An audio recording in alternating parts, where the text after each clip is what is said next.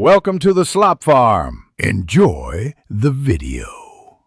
You start by confirming impedance and connectors because mismatches damage gear.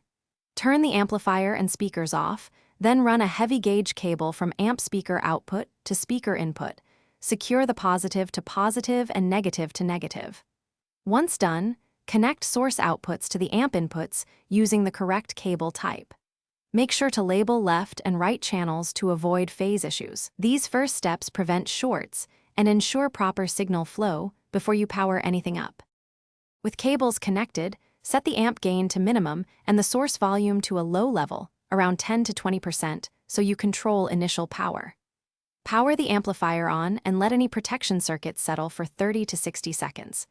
Then, using a test tone or familiar track, slowly raise the gain until you reach a clean, full sound without distortion. If you hear clipping, back off immediately. This method protects speakers and gives you a reference for correct operating levels. Finish by fine-tuning tone controls and crossover settings to match speaker response. You want full bass without boom and clear highs without harshness. Make sure speakers are in phase, reverse wiring on one if sound is thin.